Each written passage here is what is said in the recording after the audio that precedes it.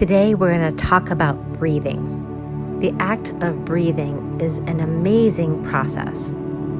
The breath is critically important in maintaining a balanced body.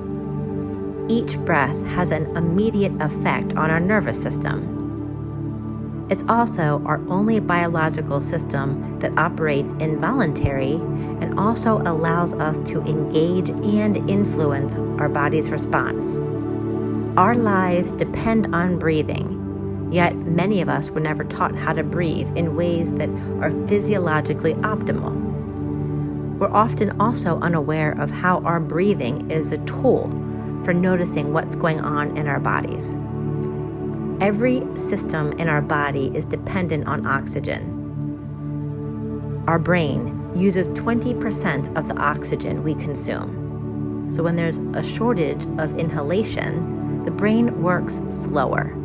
Because our brain regulates many functions in the body, everything is affected. Our hearts are constantly active and beating approximately 100,000 times every single day. Our hearts are a huge consumer of oxygen. So a shortage in supply means the heart can't pump out blood as effectively. This leads to bad circulation and cold hands, cold feet. Our muscles need oxygen to be soft and nimble. So an oxygen shortage means a negative effect on our stamina. The good news is that it is very possible to quickly reshape our habitual way of breathing. We're going to work on a diaphragmatic breathing exercise that invites you to lie down, get comfortable, lie on your back with your knees bent and a pillow under your head. Perhaps you want to place a pillow under your knees to support your legs.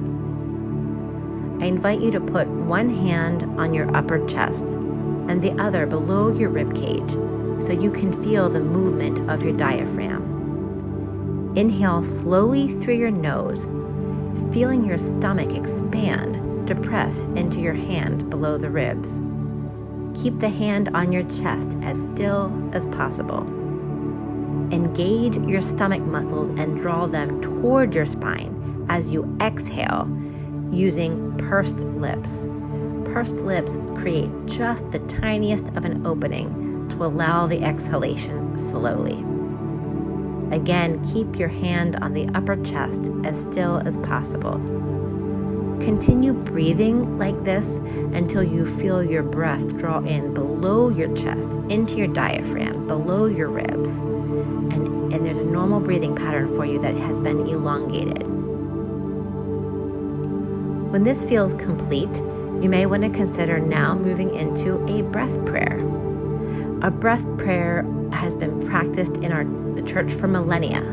It's a form of contemplative prayer that is linked to the rhythms of our breathing. And so contemplative prayer focuses on being with God, awakening to God's presence in all things. And so now that you've created a nice, longer breath pattern, you could have a breath prayer of the heart. So the purpose of this is to pray a simple, intimate prayer of heartfelt desire before God. It's another way of practicing the presence of God, for staying present to God in the moment. God is close to you, closer than your breath. And the more that you practice breath prayer, the more you learn to pray without ceasing. So I invite you at this time to consider a breath prayer or a mantra that is aligned with your breathing.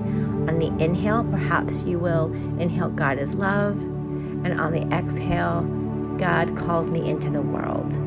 Or maybe your breath prayer is a simple inhale of God and exhale is love.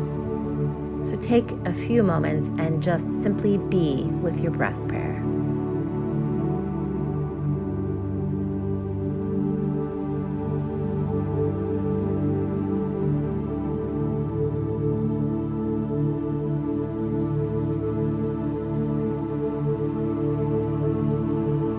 And when this feels complete, bring your awareness back to your breath and back to God, and offer up words of gratitude that God's source of oxygen is what helps us live and breathe in in this world.